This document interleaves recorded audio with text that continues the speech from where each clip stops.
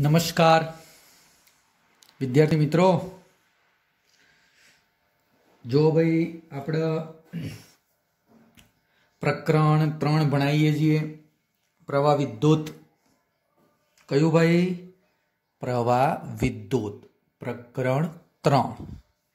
એની અંદર મેં છેલ્લે ડ્રિફ્ટ વેગ અને રિલેક્સેશન સમય બે શબ્દો ડ્રિફ્ટ વેગ અને રિલેક્સેશન સમય આ બંને પદો મિત્ર મેં ગયા લેક્ચરમાં તમને સમજાવી દીધા હતા। એની આગળ જો તમને કહું તો પ્રવાહ ભણાવી દીધું છે, અવરોધ, અવરોધકતા, વાહકતા, એના પછી પ્રવાહ ઘનતા। આ બધી બાબતો મિત્ર મેં તમને ભણાવી દીધેલી છે। ફરીથી એક વખત બોલું છું, ધ્યાનથી સાંભળો। બોલો, પ્રવાહી તમને ખબર હશે, અવરોધ ખબર હશે, બધા સૂત્રો તમે મનમાં યાદ કરો। અવરોધ એટલે ઓહમનો નિયમ, અવરોધકતા રો પણ ખબર હશે, વાહકતા સિગ્મા પણ ખબર હશે, એના પછી પ્રવાહ ઘનતા જે પણ ખબર હશે। ભાઈ યાદ આવે છે બકા? આ બધા સૂત્રો મેં તમને આગળના લેક્ચરોમાં સમજાવી દીધેલા છે। ગઈકાલે મેં છેલ્લે એક રિલેક્સેશન સમય ટાઉ અને ડ્રિફ્ટ વેગ વીડી આ બે શબ્દો મેં ગયા લેક્ચરની અંદર તમને સમજાવી દીધેલા છે। જો તમે ડ્રિફ્ટ વેગ જો બગા ધ્યાનથી જોજો, કોઈ ઉતાવળ નથી। ડ્રિફ્ટ વેગ બરાબર પ્રવેગ ગુણ્યા સમય। આ રિલેક્સેશન સમય છે, આ પ્રવેગ છે। આ તો સૂત્ર આપણા જોડે હતું જ બકા। કોઈ કે સાહેબ પ્રવેગ, તો ચલો એફ બરાબર શું બોલાય? એમ એ બોલાય અને એફ બરાબર બોલાય ઈ ક્યુ। આપણા માટે ઈ અને ક્યુ ની જગ્યાએ ઈ વિદ્યુત ભાર બકા આપણે ઈ લેવાનું છે। ઇલેક્ટ્રોન હોય તો માઇનસ ઈ લઈ લો, ધન વિદ્યુત ભાર હોય તો પ્લસ ઈ લઈ લઈએ। મૂળ આપણા માટે ઈ પ્રવેગને કરતા બનાવી દઈએ તો ઈ અપોન એમ આ પદામાં મૂકી દેતા હતા તો મિત્ર મને સૂત્ર મળતું હતું ડ્રિફ્ટ વેગનું। બોલો બકા યાદ છે તમને ઘટના? ગયા લેક્ચરની અંદર આ વસ્તુ મેં તમને મિત્ર સમજાવી દીધેલી છે બકા। કોઈ વિદ્યાર્થીને હજી પણ તકલીફ હોય તો મારો કોન્ટેક્ટ કરી જણાવો તો હું એ ટોપિક થોડો ડીપમાં સમજાવીશ। ઓકે, ચલો બકા હવે આગળની ચર્ચા કરીએ। હા, આજે હું એક થિયરી બકા બહુ જ અગત્યની ભણાવવાનો છું। મગજમાં ફિટ કરી દો, દિલમાં જડી દો। હા, દિલમાં ફિટ કરી દો ઈ મિયા, તમે સમજતા નથી યાર। તો થિયરી છે ડ્રિફ્ટ વેગ અને પ્રવાહ ઘનતા વચ્ચેનો સંબંધ। ચલો મિત્ર પ્રશ્ન ધ્યાનથી જોજો। ડ્રિફ્ટ વેગ અને પ્રવાહ ઘનતા વચ્ચેનો સંબંધ। ડ્રિફ્ટ વેગ એટલે વીડી અને પ્રવાહ ઘનતા બકા પ્રવાહ ઘનતા એટલે જે, આ બંને વચ્ચેનો સંબંધ મેળવવાનો છે। આ બંને વચ્ચેનો મિત્ર મારે સંબંધ મેળવવાનો છે। ચલો ધ્યાનથી જોજો ભાઈ, આપણે કોઈ જ ઉતાવળ નથી કરવી, એકદમ ધીમે ધીમે। માની લો મિત્ર એક વાહક દર્શાવ્યો, જો બકા, હા એક વાહક છે, એની લંબાઈ L છે અને એનો આડછેદનું ક્ષેત્રફળ A છે। ધ્યાન આપો બગા. માની લો હું આ વાહક ઉપર વિદ્યુત ક્ષેત્ર લાગુ પાડું છું. એટલે આ બાજુનો છેડો માની લો પ્લસ કહી દઉં, આ બાજુનો છેડો માઇનસ કહી દઉં. તો પ્લસ થી માઇનસ તરફ શું આવ્યું બકા? વિદ્યુત ક્ષેત્ર ઈ આવી ગયું. પ્લસ થી માઇનસ તરફનું વિદ્યુત ક્ષેત્ર મિત્ર મને મળી ગયું બકા ઈ. હા, હવે ધ્યાન આપી દો. ઓકે, બરોબર. ધ્યાનથી જો. માની લે અહીંયા એક ઇલેક્ટ્રોન છે. ઇલેક્ટ્રોન, આ ઇલેક્ટ્રોન ડ્રિફ્ટ વેગ વીડી થી, આ ઇલેક્ટ્રોનનો બકા વેગ કેટલો હું કહી દઉં, ડ્રિફ્ટ વેગ વીડી. એ વીડી વેગથી ડેલ્ટા ટી સમયમાં આટલા સુધી પહોંચે છે. ચાલ હું વાક્ય લખું તો થોડો વધારે અંદાજ આવશે કે ભાઈ ઇલેક્ટ્રોન વીડી વેગથી, વેગ કેટલો? ડ્રિફ્ટ વેગ જેટલો. વીડી વેગથી કેટલા સમયમાં? ડેલ્ટા ટી સમયમાં. વીડી વેગથી ડેલ્ટા ટી સમયમાં. બોલો, મારે શોધવું છે કાપેલું અંતર કે ભાઈ આટલાથી આટલા આવે. વેગ કેટલો? વીડી. સમય કેટલો થયો? Delta T. તો મિત્ર કાપેલું અંતર એલ બરાબર, અંતર તો બકા એલ છે જો. હા, તો આટલું અંતર કેટલું? બોલો, બધા જાણો છો તમે. અંતર બરાબર વેગ ગુણ્યા સમય. તો અહીંયા પણ લખી દો અંતર બરાબર વેગ વીડી હતો અને સમય કેટલો હતો? Delta T. તો અંતર બરાબર બકા મને વેગ ગુણ્યા સમય મળી ગયું. હા, શું સાહેબ એક જ ઇલેક્ટ્રોન આ બચ જાય? ના ભાઈ, ઘણા બધા ઇલેક્ટ્રોન, મુક્ત ઇલેક્ટ્રોન તો ઘણા બધા હોય, બધા ઇલેક્ટ્રોન આ બચ. તો આ વાહકની અંદર મારે ઇલેક્ટ્રોનની સંખ્યા શોધવી છે ભાઈ. આ વાહકની અંદર ઇલેક્ટ્રોનની સંખ્યા શોધવી છે. તો ચલો એ સંખ્યા શોધવા માટે ભાઈ આ વાહકનું કદ લખવું પડશે. વાહકનું કદ બકા બધા જાણો છો, કદ બરાબર ક્ષેત્રફળ ગુણ્યા લંબાઈ.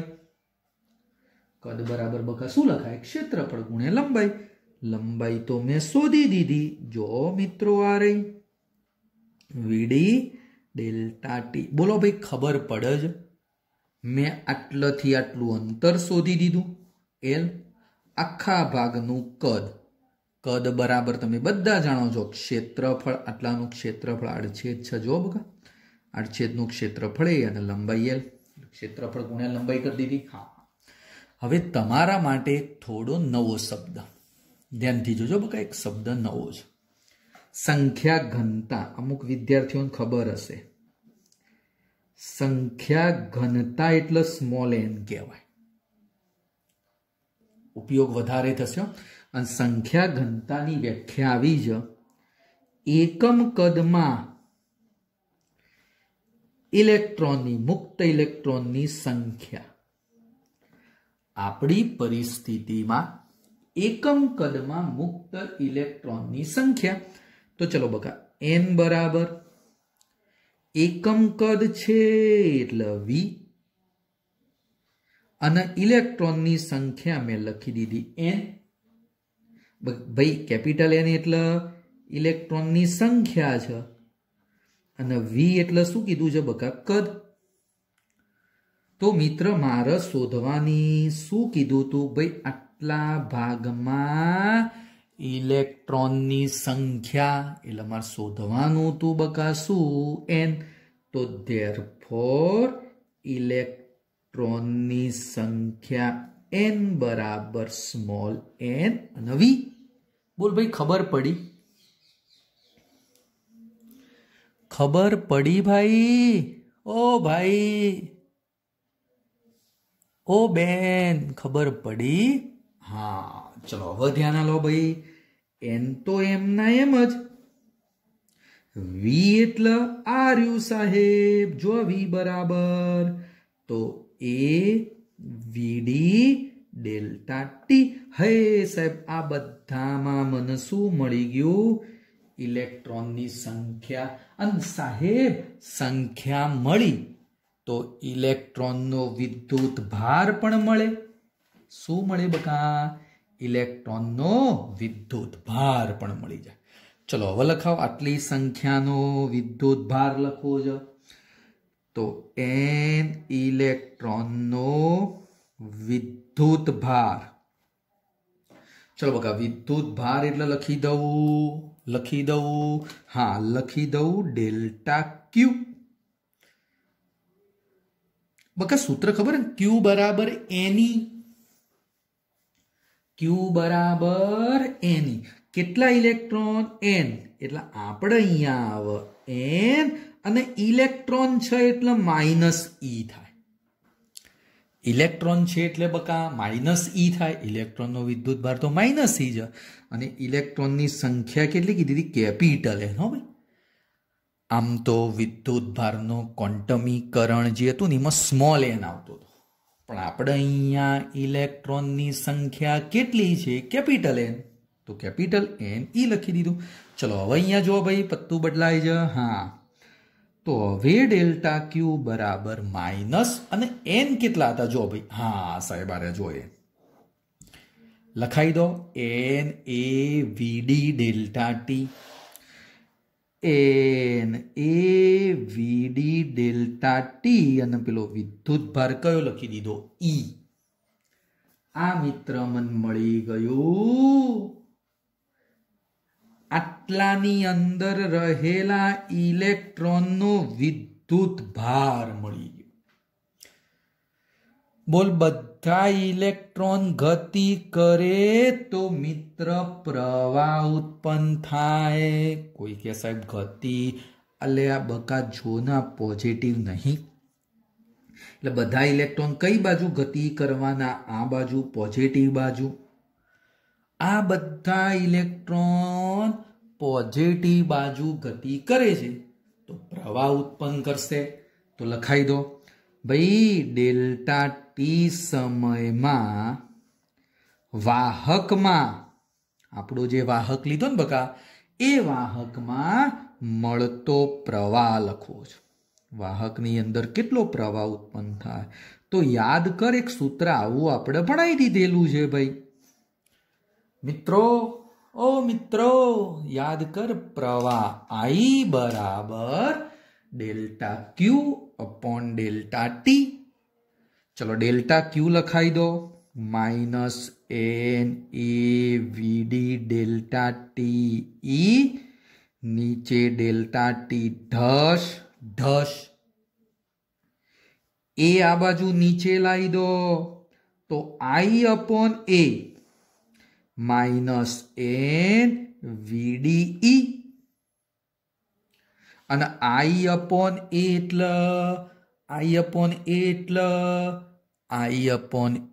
એટલે પ્રવાહ ઘનતા કહેવાય। તો આ પદ બની ગયું પ્રવાહ ઘનતા જે બરાબર एन ई पेला लख्यो वीडी। आ मित्र सूत्र जो जे वीडी कोनो संबंध लेवानो हतो? वीडी अने जे नो। आई गयो भाई शू सूत्र बन्यु? तो जे बराबर एनी वीडी नावड़ी। कयो नावड़ी? आ ना आवड़ी। खबर पड़े छे नावड़ी એટલે એની વીડી। ओके तो आ मित्र जे सूत्र હતું બહુ જ ઉપયોગી હતી। કોઈ વિદ્યાર્થી કે સાહેબ માઈનસ તમે બોલતા નથી। અલ્યા ભાઈ હું કહું એ પેલા હોપડ इलेक्ट्रॉन लीधो नतो भाई विद्युत भार में कयो लीधो तो इलेक्ट्रॉन एटला माटे अहींया जो ध्यान थी जो आ माइनस आई तू जो बका माइनस धन विद्युत भार लोन तो तमारा पद केवू बने प्लस तो अहींया पण केवू पद बने प्लस। हाँ कोई विद्यार्थी कहे साहेब आने सदिश स्वरूपे दर्शावू तो ध्यानथी जो सदिश स्वरूप हो जोजे अहींया जे सदिश राशि ज एन अने ई सदिश तो आ बाजू ड्रिफ्ट वेग सदिश राशि छे एटले के ड्रिफ्ट वेग अने जे परस्पर विरुद्ध आगळ माइनस छे जो बगा एला जे अने वीडी परस्पर विरुद्ध बने क्यारे इलेक्ट्रॉन होय त्यारे जो आकृति इलेक्ट्रॉन आ बाजू जाय छे तो कहेवानो मतलब जे आ बाजू अंतन भणायेलुं छे जेनी दिशामां ज प्रवाह होय एटले प्रवाह आ दिशामां ज आवे बोल इलेक्ट्रॉन आम जमणी बाजू गति करे तो पेलो रैवाजिक प्रवाह डाबी बाजू आ इलेक्ट्रॉन नी मैं चर्चा करी तो इलेक्ट्रॉन माटे ड्रिफ्ट वेग जे ई आई बधु विरुद्ध बने छे जो धीमे धीमे हो भाई जे कई बात जाय छे जे बरोबर ध्यानथी जो आई ई बधु डाबी बाजू અને ડ્રિફ્ટ વેગ ઇલેક્ટ્રોનનો કયો છે જમણી કેમ માઇનસ છે જો બકા વિરુદ્ધ દિશા આવે એટલા માટે ધન હોય તો આ પ્લસ થઈ જાય આ એ પ્લસ થઈ જાય એમાં હું નવાઈની વાત એમાં કોઈ નવાઈની વાત નહીં ઓકે ચલો બકા હું અત્યારે ધન વિદ્યુત ભારની ચર્ચા કરું છું જે બરાબર એની વીડી હા ओमना नियमनु सदिश स्वरूप जे बराबर सिग्मा ई याद करो गया लेक्चरों में मैं भणाई दीधेलू छे ओमना नियमनु सदिश स्वरूप बका आवुं हतुं जे बराबर सिग्मा ई हतुं हाँ आ बाजू एन ई अने वीडी एटले ड्रिफ्ट वेग जो आ रह्युं सूत्र लखावजो बका ड्रिफ्ट वेग तो ई टाउ अपॉन इलेक्ट्रॉन नु दळ ओके बोल कोने ढस ढस करी दઉં आ मित्र ई तो सिग्मा बराबर N E square tau upon M केटला पदों अचल जोजे हो હું બોલું ધ્યાનથી સાંભળ બકા સંખ્યા ઘનતા અચળ હોય એકમ કદની અંદર ઇલેક્ટ્રોનની સંખ્યા અચળ હોય એટલે સંખ્યા ઘનતા અચળ રહે ના બદલાય ગમે તે કદની ચર્ચા કર એટલે ગમે તે મિત્ર જગ્યાની ચર્ચા કર ई पण अचल रे 1.6 इलेक्ट्रॉन नु दळ पण अचल रे हाँ तो मित्र आ सिग्मा जे खरो बका सिग्मा ए चले छे टाउ ए चले छे मित्र टाउ हाँ हवे थोड़ू समझो भाई मित्र तमे बधा जाणो छो के सिग्मा 1/ρ अवरोधकता ने वाहकता एक बीजाना व्यस्त प्रमाण में हो तो आ वाहकता तो आ बाजू बकामन शू मळी गई अवरोधकता हवे हूँ बोलू छू ध्यानथी सांभळजे भाई हो एमसीक्यू में आ वस्तु पूछाती होय छे कोई वाहक पदार्थ लीधो वाहक ए वाहकनी अंदर तापमान चलो साहेब मु वधारो तापमान वधे मानी लो एक एल्युमिनियम अथवा तो तांबाना सळिया ने गरम करो तापमान वधे जो मित्र तापमान वधे न तो ध्यानथी सांभळजे હું અહીંયા એક નાનકડી આકૃતિ દોરું हाँ चलो आ वाहक छे आनी अंदर तापमान वधारो तो इलेक्ट्रॉन आम झड़पथी अस्तव्यस्त आम गति कर झड़पथी गति कर अने झड़पथी गति थाय तो समय घटे मानी लो विसनगर थी मेहसाणा झड़पथी पहुंची जो તાપમાન વધ્યું એટલે પેલા ઇલેક્ટ્રોન ઝડપથી પહોંચે. બોલો મિત્ર, વિસનગરથી મહેસાણા ઝડપથી પહોંચી જો તો સમય કેવો થયો? ઓછો. એટલે તાપમાન વધે તો આ રિલેક્સેશન સમય ઘટે. આ ટાઉ ઘટ્યું અને ટાઉ ઘટે ને તો આ વાહકતા ઘટે અને વાહકતા ઘટીને તો અવરોધકતા વધે. આ યાદ રાખજો. ફરીથી બોલું છું, તાપમાન વધે. જો આવી રીતે તમે વિચારી શકો છો. બગા જોજો, આ તાપમાન ટી વધ્યું એટલે ઉપર તીર. તાપમાન વધ્યું તો પેલો રિલેક્સેશન સમય ઘટ્યો, વાહકતા ઘટી પણ અવરોધકતા વધી જઈ. MCQ પૂછાતો હોય છે, તાપમાન વધે તો વાહકની અવરોધકતામાં શું ફરક પડે?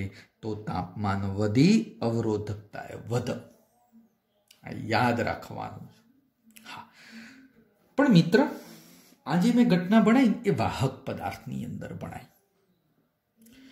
મિત્ર, આવી એક બાબત છે ને, એ અર્ધવાહક. જો કે એ મુદ્દો આપણે આગળ 14મા ચેપ્ટરમાં ભણવાનો છે, તો પણ હું અહીંયા તમને નાની વસ્તુ ભણાવી દઉં છું. હું એ બાબત તમને સિમ્પલ રીતે સમજાવી દઉં છું. ચલો બકા, ધ્યાનથી જોજો. અર્ધવાહક, રેડ પેનથી આપણે સમજાવીએ. અર્ધવાહક. હવે આ સૂત્ર બરોબર ધ્યાનથી નોટ કરજો. અર્ધવાહકમાં થોડું બદલાય.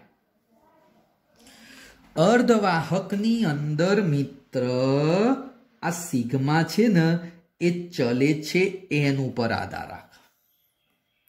કોઈ કે સાહેબ તમે તો હમણાં અહીંયા એન અચળ લીધો તો. હા, વાહક પદાર્થ એટલે માની લો એક તાંબાનો સળિયો છે. આ તાંબાના સળિયાની અંદર હું અહીંયા એકમ કદ માટે ઇલેક્ટ્રોનની સંખ્યા માપું. અહીંયા કોક કે સાહેબ અહીંયા માપો, કોક કે અહીંયા માપો. એક સમાન રહે, ના બદલાય. વાહક પદાર્થમાં આ સંખ્યા ઘનતા કોઈ પણ જગ્યાએ માપો ને, એક સમાન જ રહે. હા, તો અર્ધવાહકમાં સાહેબ હવે ધ્યાનથી સાંભળો. અર્ધવાહકની અંદર આ તમારી વાહકતા સંખ્યા ઘનતા ઉપર આધાર રાખે અને રિલેક્સેશન સમય પર આધાર રાખે. પણ આનો આધાર બહુ ઓછો હોય, બહુ જ ઓછો હોય. મેન વસ્તુ છે ને આ સંખ્યા ઘનતા મેં અહીંયા લખી છે. હા, હવે ચલો મિત્ર, આ પરિસ્થિતિની અંદર જો તમે તાપમાન વધારો,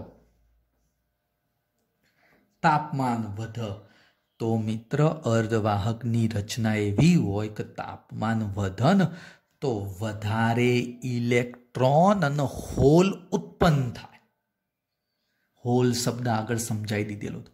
વધારે ઇલેક્ટ્રોન અને વધારે હોલ ઉત્પન્ન થયા, એનો મતલબ ઇલેક્ટ્રોનની હોલની સંખ્યા વધવા માંડી. એટલે આ સંખ્યા ઘનતા વધે.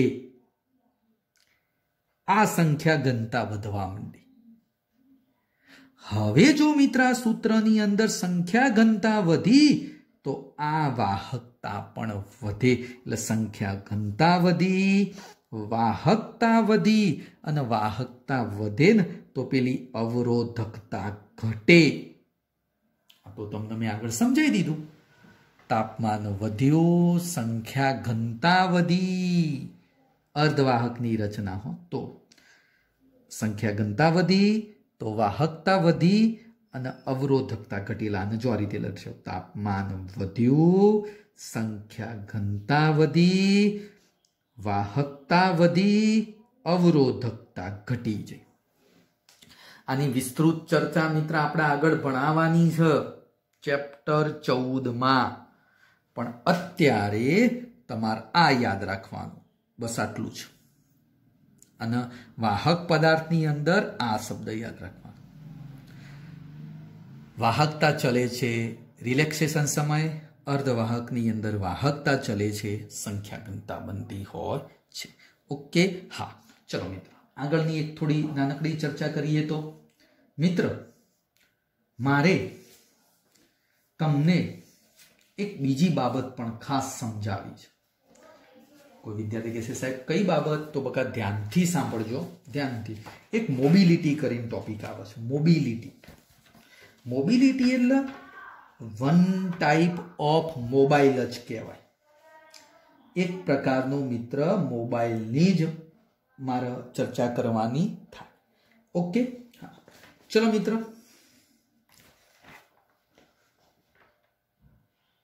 મારે મુદ્દો ધ્યાનમાં લેવો છે. એક મુદ્દો મિત્ર ધ્યાનમાં લેવો છે. થોડું ધ્યાન આપી દેજો બકા. હા, અહીંયા ધ્યાન. એક નાનકડો પેલા એમસીક્યુ સમજાવું છું. મોબિલિટી ટોપિક થોડો મોટો છે એટલે આપણે એ નેક્સ્ટ ટાઈમની અંદર સમજાવીશું. ચલો મિત્ર એક એમસીક્યુ ધ્યાનમાં લેજો દરેક વિદ્યાર્થી. હા, ક્યાં ગયો ભાઈ એમસીક્યુ? હા મિત્ર ક્યાં ગયો? ચો ગયો લ્યા? ચો જ્યો? ઉભા રહેજો હો ભાઈ. ખોઈ ગયો લ્યો, ખોઈ ગયો ના ભાઈ. આ રહ્યો. ચલો એક્ઝામ્પલ ધ્યાનથી સમજો કે એમસીક્યુ જ છે. માની લો મિત્ર એક ચાંદીના સમઘનનું દળ આપેલું છે. ચાંદીના સમઘનનું દળ આપેલું છે. તમે થોડો પ્રયત્ન કરો. દળ 84 ગ્રામ આપેલું છે. દળ આપી દીધેલું છે. પછી મિત્ર એવું કીધેલું છે બે સામસામેના સમતલ વચ્ચેનો અવરોધ કેટલો. ફરીથી બોલું છું. બે સમતલ વચ્ચેનો અવરોધ શોધવાનો કીધેલો છે. તમને એક અવરોધકતા પણ આપી દીધી. 1.6 × 10⁻⁴ ઓમ ઇન્ટુ સેન્ટીમીટર આપી અને ઘનતા ચાંદીની ઘનતા આપી દીધી 10.5 ગ્રામ/સેન્ટીમીટર ક્યુબ ઘનતા. આટલી વસ્તુ આપી દીધેલી. સમઘન એટલે તો બધા જાણો છો ને. હા, જો આ રીતે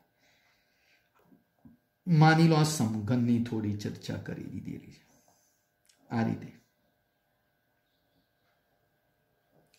આ રીતે સમઘન આપેલું છે. હવે એના બે સામસામેના સમતલો વચ્ચેનો અવરોધ જો હું આ સમતલ ધ્યાનમાં લઉં તો એની સામે આ સમતલ બને. તો આ બે વચ્ચેનો અવરોધ શોધવાનો કીધેલો છે. જો આ રીતે તાર મૂકે એટલે પ્રવાહ અહીંયાથી આમ જાય. ઓકે. પ્રવાહ આ રીતે પણ પ્રશ્ન સમજવા જેવો છે. કોઈ કહેશે મિત્ર અવરોધ શોધવાનો, અવરોધકતા આપી, ઘનતા આપી, દળ આલ્યું, તો મારો એક મુદ્દો આવો ના બની શકે કે ઘનતા આપી હોય ને તો ઘનતા બરાબર દળ ભાગ્યા કદ એટલે m/v. v ન કરતા બનાવ દળ ભાગ્યા ઘનતા. દળ 84 છે અને ઘનતા 10.5 આપે. જો બધું ગ્રામમાં જ છે. જો આ ગ્રામમાં છે, કોઈ વાંધો નહીં. ચલો બકા 84/10 કેલ્ક્યુલેટર લઈને બેસવાનું હો. બધું કોઈ સાહેબ ના ભણી આપલ્યા.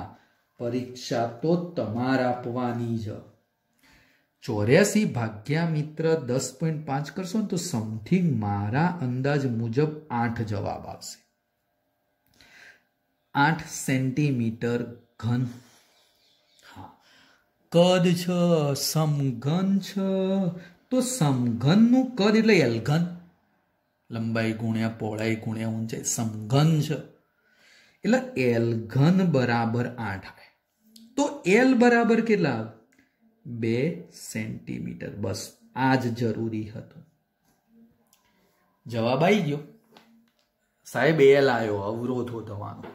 એટલે અવરોધનું સૂત્ર R = ρ L/A. રો આપી દીધો, એલ આવી ગયો, એ તો આડછેદ સમઘન છે. સમઘન હોય ને તો લંબાઈ ગુણ્યા પહોળાઈ, એટલે એલ ગુણ્યા એલ, એટલે એલ સ્ક્વેર બની જાય. જો એલ સ્ક્વેર લખ્યો હોય એમાંથી એલ એલ ઢસ ઢસ, તો વધ્યું શું?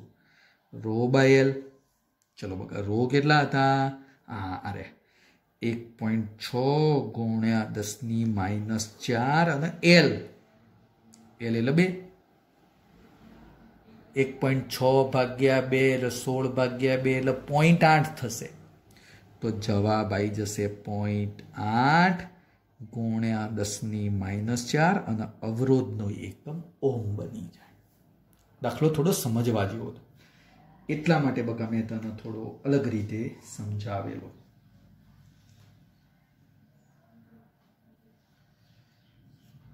ચલો મિત્ર, થોડી બાબત સમજવા જેવી હતી, સમજાવી દીધેલી છે. આજે હું આટલો સુધી રાખું છું. એક પ્રશ્ન તમને ઘરેથી આપું છું. ચલો એક એક્ઝામ્પલ ઘરેથી. તારને ખેંચીને લંબાઈ n ગણી કરતા નવો અવરોધ ખાલી જગ્યા બને. ચલો બકા, તારનો અવરોધ r હતો. ખેંચીને લંબાઈ n ગણી કરતા, ખેંચીને લંબાઈ n ગણી કરી. જો n ગણી કરો તો મિત્ર એનો નવો અવરોધ ખાલી જગ્યા, નવો અવરોધ ખાલી જગ્યા બને. એક પ્રશ્ન સિમ્પલ છે પણ સમજવાનો છે. હા, તો મિત્ર આજે હું આટલો સુધી રાખું છું. આવતીકાલે થોડી નવી બાબતો લઈને આપણે હાજર થઈશું. ડ્રિફ્ટ વેગ મારે ભણાવવાનો છે અને એના લગતા થોડા MCQ પણ આપણે સમજાવીશું. Okay, good bye. હા મિત્રો, એક વસ્તુ ખાસ કહી દઉં છું, તમારો પ્રોબ્લેમ કોઈ ટોપિકમાં ના ખબર પડતી હોય તો મારો કોન્ટેક્ટ કરીને જણાવી દેવાનું, તો આપણે એ ટોપિક વ્યવસ્થિત રીતે સમજાવી શકાય. Okay, good bye. નમસ્કાર વિદ્યાર્થી મિત્રો. ચલો ભાઈ, આજે આપણે કંઈક પ્રકરણ 3 પ્રવાહ વિદ્યુતની અંદર નવી એક બાબત ભણવા જઈ રહ્યા છીએ. મિત્રો, આગળના લેક્ચરમાં મેં ડ્રિફ્ટ વેગ, રિલેક્સેશન સમય અને જે બરાબર નાવડી, જે બરાબર એની વીડી, આવા સૂત્રોની ચર્ચા કરી દીધી હતી. ભાઈ આ સૂત્રો બહુ જ અગત્યના હતા. ડ્રિફ્ટ વેગ, વીડી, એના પછી જે બરાબર એની વીડી, આ બધા સૂત્રો બહુ જ અગત્યના હતા. એટલે બકા ખાસ યાદ રાખવાનું થશે. ચલો ભાઈ, આજે એક નવો ટોપિક લઈને આવ્યો છું. હા મિત્ર, બોર્ડ ઉપર કંઈક દેખાય કે ભાઈ એક તારનો અવરોધ હતો R. તારનો અવરોધ હતો R. હવે તારને ખેંચીને લંબાઈ n ગણી કરી દેવાની, લંબાઈ n ગણી કરી દેવાની. તો મિત્ર નવો અવરોધ કેટલો થાય? ભાઈ એકદમ સિમ્પલ દાખલો, એકદમ સિમ્પલ દાખલો. યાદ કર, આપણે તમને ભણાવી દીધું હતું R ચલે છે L સ્ક્વેર. માની લો લંબાઈ L હતી ત્યારે આપણો અવરોધ R હતો. લંબાઈ L તો અવરોધ R. લંબાઈને ખેંચીને n ગણી કરી દીધી એટલે નવો અવરોધ R ડેશ ચલે છે NL સ્ક્વેર થાય. NL સ્ક્વેર બને. લંબાઈ n ગણી કરી એટલે NL સ્ક્વેર. તો જવાબ આવી ગયો મિત્ર, R ડેશ ચલે છે એલ સ્ક્વેર અને આ રહ્યો એન સ્ક્વેર. જો ભાઈ, હા ધ્યાનથી જો, બરોબર. પણ ભાઈ આ એલ સ્ક્વેર ને તો શું કહેવાય? આર. તો નવો અવરોધ આર ડેશ ચલે છે એન સ્ક્વેર આર બની જાય. ટૂંકમાં નવો અવરોધ કેટલો બન્યો? એન સ્ક્વેર આર ગણો થઈ જાય. તમને એમ પૂછે કે ભાઈ લંબાઈ 3 ગણી કરો, આ એન ની જગ્યાએ 3 ગણી લંબાઈ કરો તો 3 નો વર્ગ 9. તો નવો અવરોધ કેટલો થઈ જાય? 9R થઈ જાય. ભાઈ સમજાય જ? આગળ આવી ચર્ચા ઓલરેડી આપણે કરી દીધેલી છે. તો અહીંયા મિત્ર કેટલો જવાબ આવે? એન સ્ક્વેર આર જેટલો નવો અવરોધ બને. સેલો દાખલો તમને આપ્યો તો હો ભાઈ, ચેક કરવા. સાહેબ ચેક કરતા હતા, તમને આવડક નહીં આવડતો. બોલો સાચું કહો, દિલ ઉપર હાથ મૂકીને કહો, પ્રયત્ન કર્યો હતો દાખલાનો? અમુક તો કહે હોય સાહેબ આવું વળી તમે હાલ્યું હતું. ઓવલે ગઈકાલે મેં આવો એક દાખલો આપ્યો તો હું કપાળ તમારું. ચલો બગા ધ્યાનથી જમો, ધીમે ધીમે સમજો. હું જે આપું યાર કામ કરવું પડશે ઘરે. પછી કોરોના કરીને ઘરમાં બેસી નહીં રહેવાનું, કોમ જોડે જોડે કરે જવાનું યાર. હો ભાઈ ચલો બગા, ખ્યાલ આવી ગયો આટલો સુધી દરેક વિદ્યાર્થીને? ઓકે, તો ચલો આજે એક નવી બાબતમાં મિત્ર મારે તને ભણાવવાનો છે મોબાઈલ. હે મોબાઈલ નહીં, એને કહેવાય મોબિલિટી. અને મોબિલિટીનો સંકેત મ્યુ છે. મોબિલિટીનો ગુજરાતી શબ્દ બોલું ને તો ગતિશીલતા કહેવાય. ગતિશીલતા. અને કોક વિદ્યાર્થી કહેતા સાહેબ મોબાઈલ એટલે ગતિશીલ. કે મોબાઈલ એટલે શું કહેવાય? ગતિશીલ. અને મોબિલિટી એટલે ગતિશીલતા. હા મિત્ર, એક બાબત થોડી હું બોલું છું, ધ્યાનથી સાંભળ. આ ગતિશીલ કોક હોય ને વાહકની અંદર મિત્ર, ગતિશીલ કંઈક હશે ને તો જ તમને મિત્ર પ્રવાહ મળે. ગતિશીલ તરીકે મિત્ર એટલે મોબાઈલ. ગતિશીલ એટલે મોબાઈલ તરીકેનું કાર્ય કોણ કરે? તો ધ્યાનથી સાંભળજો. તમે બધા જાણો છો ભાઈ, બધા જાણો છો. ચલો પહેલી ઘટના માની લે મિત્ર, હું સુવાહક એટલે વાહક પદાર્થ લઉં. સુવાહક પદાર્થમાં બોલો મિત્ર ગતિશીલતા કોને આભારી છે? અથવા તો મોબાઈલ તરીકે ગતિશીલ તરીકે કોણ કાર્ય કરે છે? તો તમે બધા જાણો છો, મુક્ત ઇલેક્ટ્રોન. વાહક તરીકે વિદ્યુત ભાર વાહક તરીકે ગતિશીલ કોણ બને છે? મોબાઈલ કોણ બને છે? તો મુક્ત ઇલેક્ટ્રોન બને છે. તો સાંભળજે, સુવાહક પદાર્થની અંદર મિત્ર વિદ્યુત ભાર વાહક તરીકે ગતિશીલ વિદ્યુત ભાર વાહક લખી દો એટલે મોબાઈલ. ગતિશીલ વાહક વિદ્યુત ભાર વાહક તરીકે કોણ બને? તો મુક્ત ઇલેક્ટ્રોન ગતિ કરે. તમે બધા જાણો છો બકા, મુક્ત ઇલેક્ટ્રોન ગતિ કરતા હતા તો જ વિદ્યુત પ્રવાહ મળતો હતો. હા ચલો, એવી જ વસ્તુ તમે જાણો છો મિત્રો, બકા તમે જાણો છો વિદ્યુત વિભાજ્ય દ્રાવણ. વિદ્યુત દ્રાવણની અંદર લખી દઉં. ચલો ભાઈ, વિદ્યુત દ્રાવણ. બોલો વિદ્યુત વિભાજ્ય દ્રાવણમાં ગતિશીલ વાહક તરીકે કોણ બનશે? તો ગતિશીલ વાહક તરીકે ધન અને ઋણ આયન બને. યાદ કર, આવું બકા આગળ આપણે ભણાવી દીધેલું છે. કેમેસ્ટ્રીમાં તમે ભણી ગયેલા હશો. ધન આયન અને ઋણ આયન પરસ્પર વિરુદ્ધ ગતિ કરે અને એના કારણે પ્રવાહ રચાતો હતો. વિદ્યુત વિભાજ્ય દ્રાવણ चलो बघा, અને એ સિવાય એક ત્રીજી બાબત, અર્ધવાહક. અર્ધવાહક અર્ધવાહકની ચર્ચા પણ આપણે કરી દીધેલી હતી.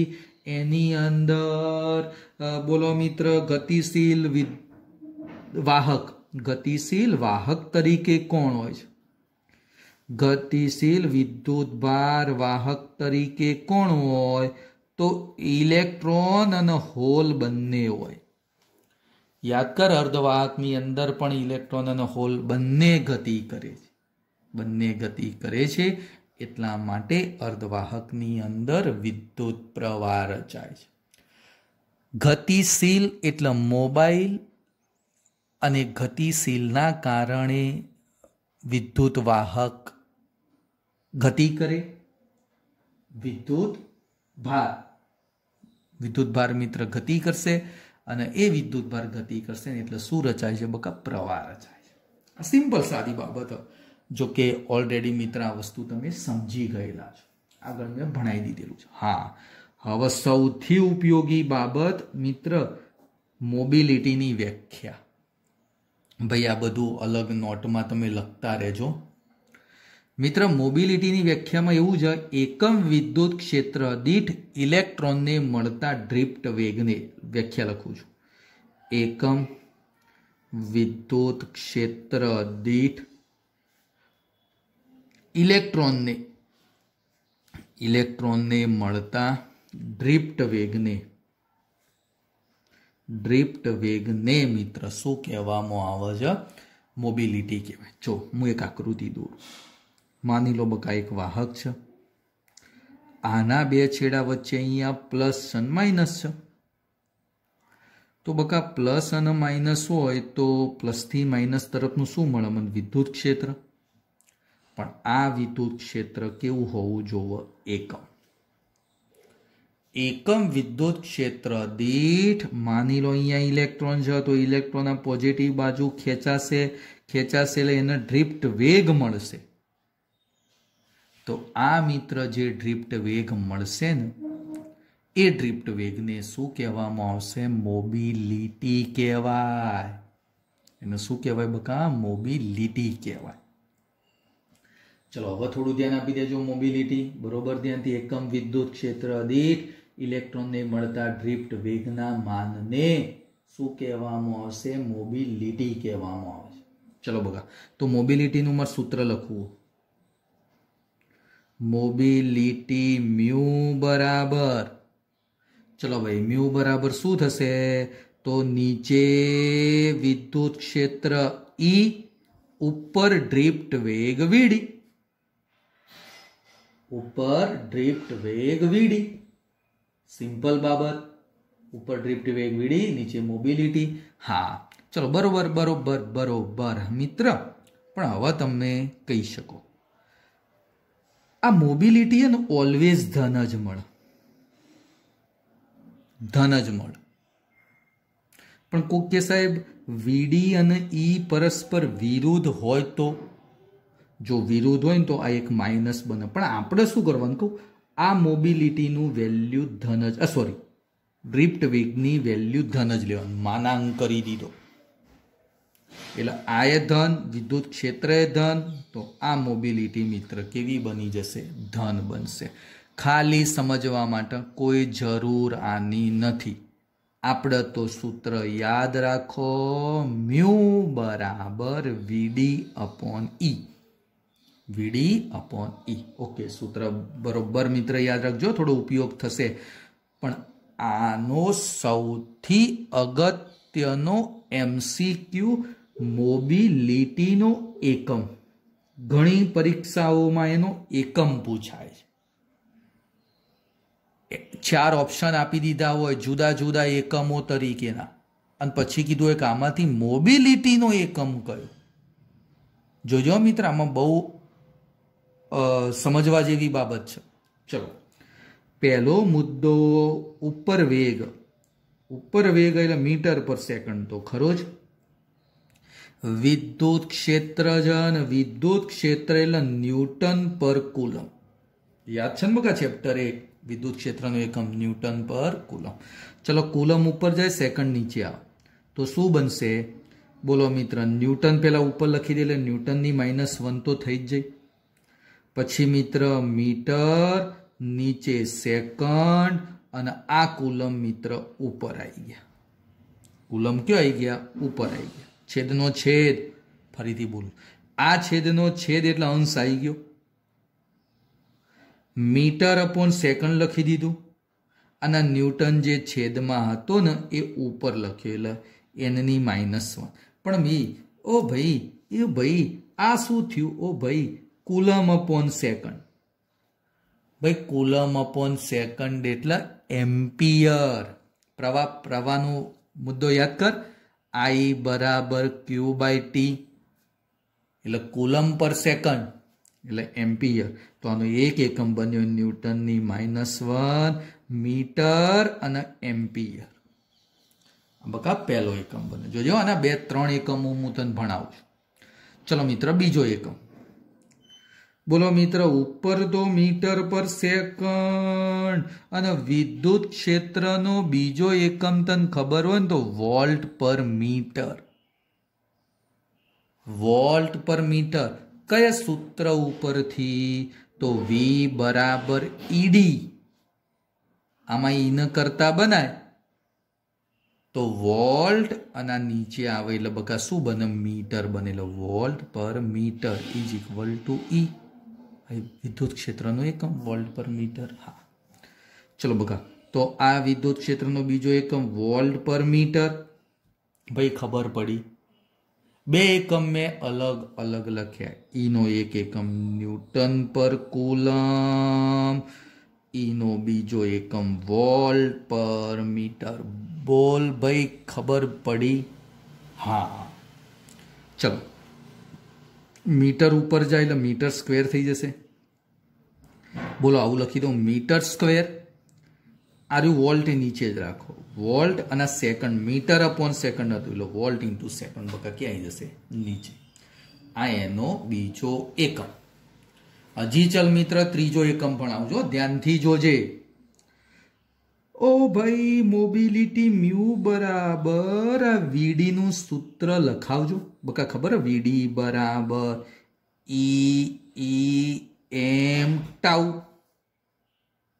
याद छ वीडी लखावो अहींया। तो वीडी नी जग्याए E/m टाउ अने नीचे तो E हतो ज।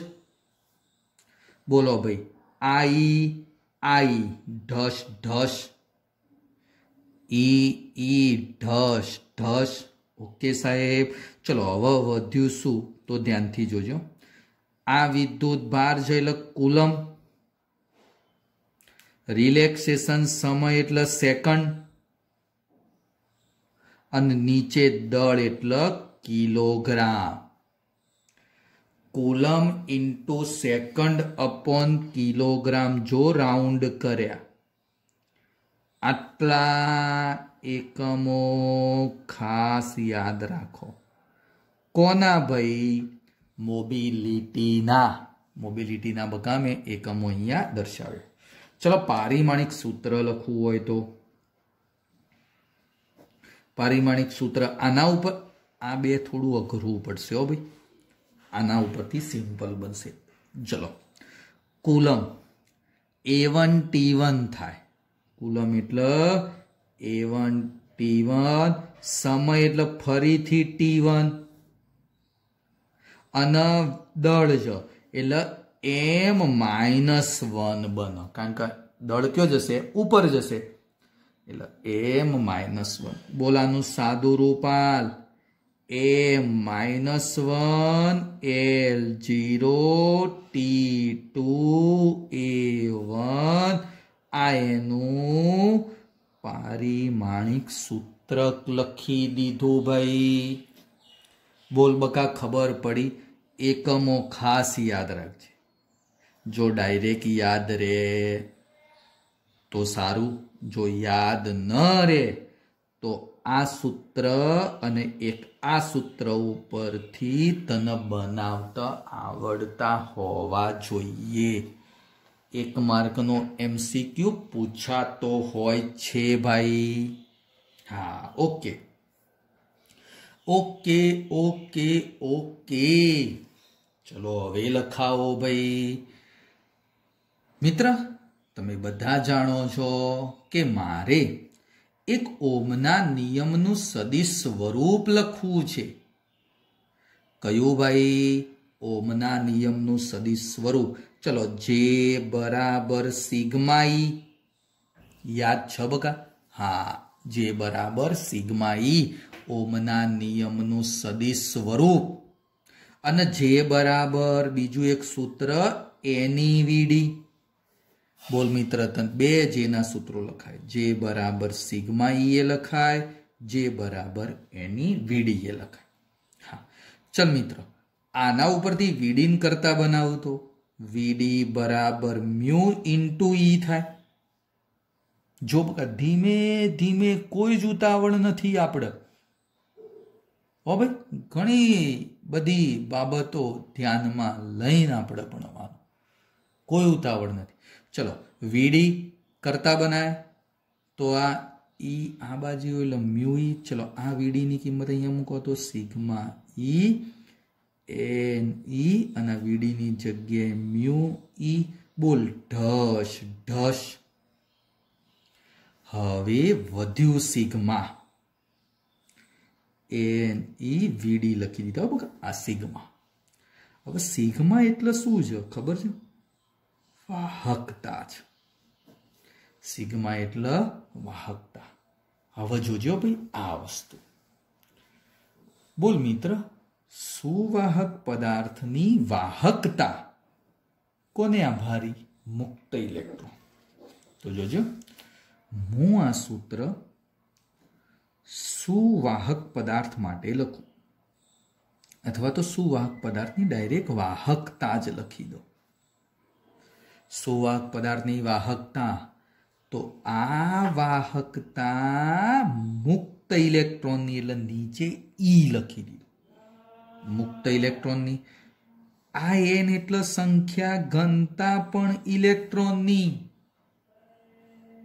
સંખ્યા ઘનતા પણ મિત્ર ઇલેક્ટ્રોનની બકા આ વીડી નહીં આવે ને હા આ મ્યુ આવશે સોરી આપણે ભૂલ થઈ ચલો સંખ્યા ઘનતા ઇલેક્ટ્રોનની આ ઈ એમ ના એમ વિદ્યુત ભાર તો ના બદલાય ઇલેક્ટ્રોનનો તો ઈ જ હોય અને મોબિલિટી પણ ઇલેક્ટ્રોનની એટલે શું થયું સિગ્મા ઈ આ બધા ઇલેક્ટ્રોન માટે લખવાના સુવાહક પદાર્થની બકા વાહકતા હું જ્યારે ધ્યાનમાં લઉં તો માત્ર વાહકતા કોની આવે મુક્ત ઇલેક્ટ્રોનની જ સંખ્યા ઘનતા એ મુક્ત ઇલેક્ટ્રોનની ના મોબિલિટી એ મુક્ત ઇલેક્ટ્રોનની જ બને કોઈ વિદ્યાર્થી કે સાહેબ તો અર્ધવાહક ચલો મને સમજાવજો તો અર્ધવાહકની વાહકતા ઇલેક્ટ્રોનની પ્લસ હોલની હોલ એટલે એચ બે વાહકતાઓ આવો બકા એની અંદર ઇલેક્ટ્રોન એ ગતિ કરશે અને હોલ પણ ગતિ કરશે તો જોજો બકા આ સૂત્ર હું લખું ચલો ઇલેક્ટ્રોન માટે સંખ્યા ઘનતા એની મોબિલિટી મ્યુ ઈ અને ઇલેક્ટ્રોન માટે ઈ ચલો હોલ માટે સંખ્યા ઘનતા હોલની મોબિલિટી એ હોલની અને વિદ્યુત ભાર તો ઈ અચળ રે એ ના બદલાય તો ધ્યાનથી જો બકા સુવાહકની વાહકતામાં એકલો ઇલેક્ટ્રોન આવ્યો અર્ધવાહકની વાહકતામાં બે પદો આવ્યા હોલે આવશે ઇલેક્ટ્રોન આવશે બોલ બકા ખબર પડી ગઈ આ વસ્તુ ધ્યાનથી જો મોબિલિટીની વ્યાખ્યા બરોબર જોઈ લે ભાઈ એકમ વિદ્યુત ક્ષેત્ર દીઠ ઇલેક્ટ્રોનને મળતો ડ્રિફ્ટ વેગ એટલે મોબિલિટી બરાબર ડ્રિફ્ટ વેગ ભાગ્યા વિદ્યુત ક્ષેત્ર એના એકમો ભાઈ ખાસ યાદ રાખજો ત્રણ એના એકમો છે બહુ જ ઉપયોગી છે એના પછી મિત્ર પારિમાણિક સૂત્ર પણ મેં તમને કહી દીધું પછી વાહકતાનું સૂત્ર એક મોબિલિટીથી બનાવી દીધેલું છે જો ભાઈ એના પછી સુવાહકની વાહકતા માટે અને અર્ધવાહકની વાહકતા માટે बोलो मित्रों, टॉपिक ख्याल आई जैसे बका, खबर पड़ी जैसे। आईएमपी प्रश्न में गई काले चलायो तो बोलो कोई कैसे ना रे बगा। हाँ, आ बहु ज उपयोगी वस्तु थी। वीडी अने प्रवाह घनता जे वच्चेनो संबंध। सौथी पहला मैं शू माप्યું હતું? લંબાઈ। લંબાઈ એટલે વેગ ગુણ્યા સમય। લંબાઈ આવી જાય પછી કદ આવી ગયું। કદ એટલે ક્ષેત્રફળ ગુણ્યા લંબાઈ। એના પછી આવી હતી સંખ્યા ઘનતા। જોજો બખો, n બરાબર સંખ્યા ઘનતા। સંખ્યા ઘનતાની વ્યાખ્યા એકમ કદમાં ઇલેક્ટ્રોનની સંખ્યા એટલે સંખ્યા ભાગ્યા કદ। એના ઉપરથી n કરતા બનાવ્યા હતા। v ની કિંમત આરે મૂકી દીધી હતી। n ઇલેક્ટ્રોનનો વિદ્યુત ભાર ડેલ્ટા ક્યુ। ઇલેક્ટ્રોન છે એટલે માઇનસ n e n એટલે કિંમત મૂકી દીધી હતી। એના ઉપરથી બકા થોડું ધ્યાનથી જોજો, પ્રવાહ લખી દીધો તો ડેલ્ટા ક્યુ અપોન ડેલ્ટા ટી। ડેલ્ટા ક્યુ ની કિંમત આરે મૂકી દીધી હતી। હવે અહીંયા પ્રવાહ આવ્યો, આ એ હતો ને અહીંયા નીચે ઉતાર્યો, એને નામ આપી દીધું હતું જે। તો જે બરાબર NeVD સૂત્ર તૈયાર। બોલો, આ પણ મને ખ્યાલ છે ત્યાં સુધી તમને બકા ખબર પડી ગઈ હશે। ઓકે, હા, ચલો મિત્ર આગળની એક બાબત।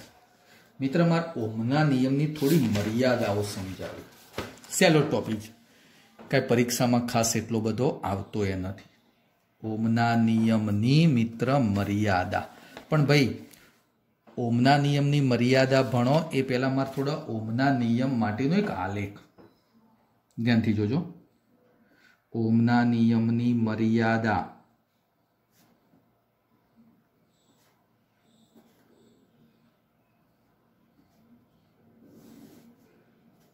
ચલો બકા ધ્યાનથી જોજો।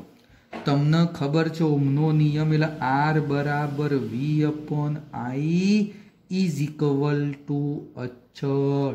પણ આ અચળ યાદ હોય ને તો આપેલ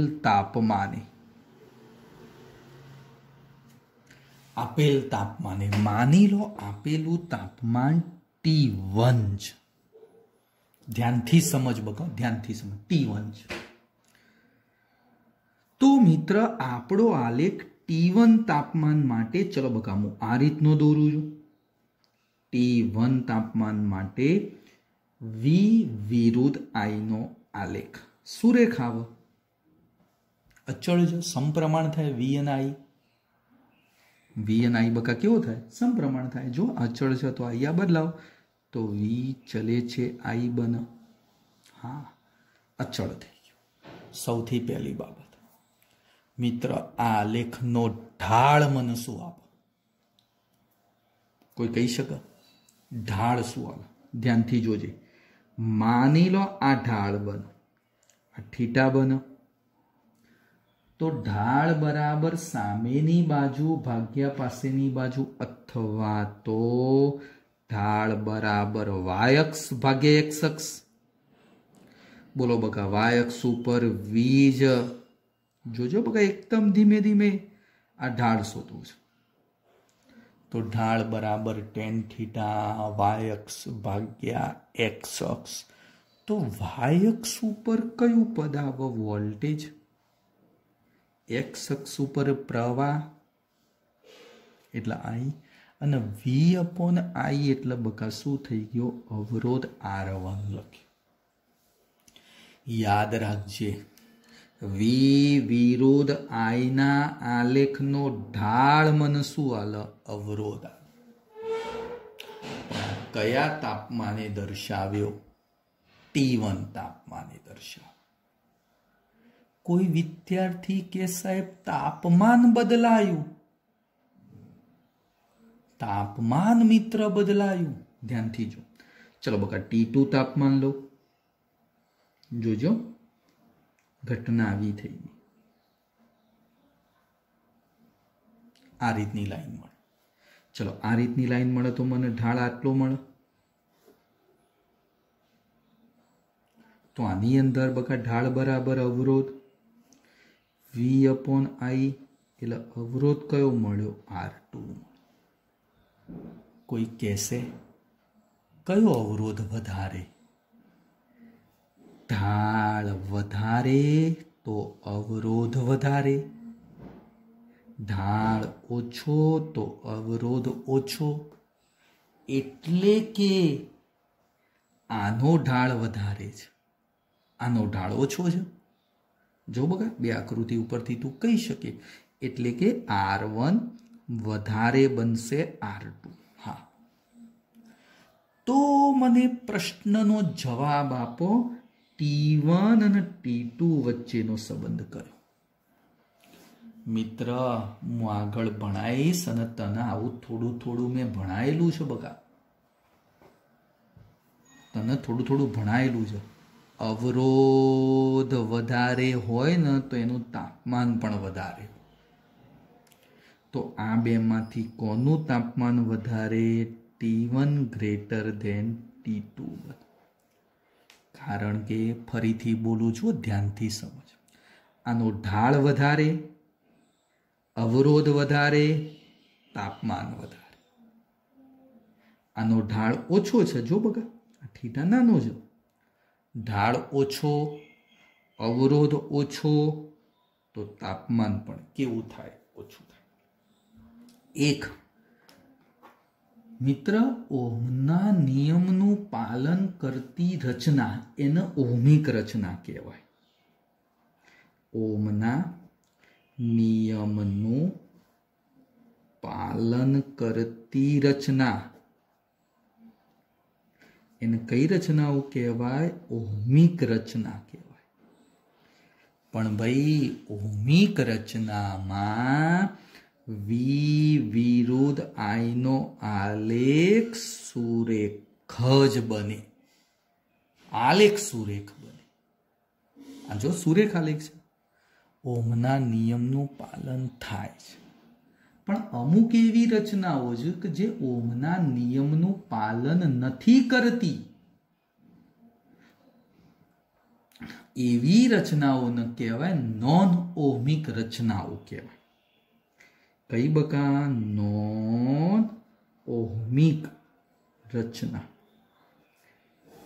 જે ઓહમના નિયમનું પાલન કરે નહીં. એટલે કે એમાં વિરુદ્ધ I નો આલેખ સુરેખ ન બને.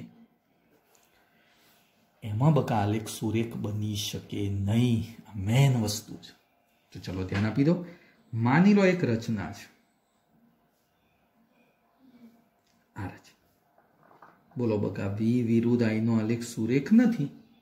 નોન ઓહમિક રચના કહેવાય. ચેપ્ટર નંબર 14 તમે આવા આલેખો ભણશો. કયું બકા? હા, અર્ધવાહક. અને એમાં બકા આ જે આલેખો ખરા ને એ સાના છે કહું? Diode, transistor.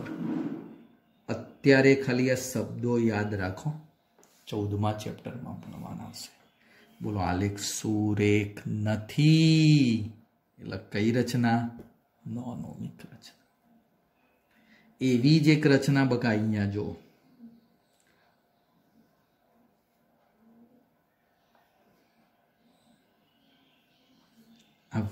I અને V. આ પણ મિત્ર નોન ઓહમિક રચના છે. આ કયા ડાયોડની છે કહું? PN junction diode. બકા શબ્દો તમે 14મા ચેપ્ટરમાં ભણશો ભાઈ, અત્યારે ભણવા નહીં આવો. આ કઈ રચના થઈ? નોન ઓહમિક રચના, PN જંક્શન ડાયોડ. હા, એમાં બકા પ્રવાહ હોય ને ભણાઈશ, ચિંતા ના કરતા. I છે ને ઉપર એ મિલી એમ્પિયરમાં આવે, અને નીચે બકા જે પ્રવાહ છે ને એ માઇક્રો એમ્પિયર. જો નીચે છે એ પ્રવાહ સમો આવે માઇક્રો એમ્પિયરમાં. એ બધું હું 14મા ચેપ્ટરમાં ભણાઈશ. અત્યારે ખાલી સમજ. બોલ બકા, કઈ રચના? નોન ઓહમિક રચના. એટલે આલેખ સુરેખ ન બને. આલેખ સુરેખ ન બને. અને મિત્ર એક બીજું ધ્યાનથી જોજે, ગેલિયમ આર્સેનાઇડ કરીને છે. ગેલિયમ આર્સેનાઇડ એનો આલેખ થોડો સમજવા જેવો છે. આવો આલેખ છે. કયો બગા? ગેલિયમ એટલે GN, આર્સેનાઇડ એટલે AS.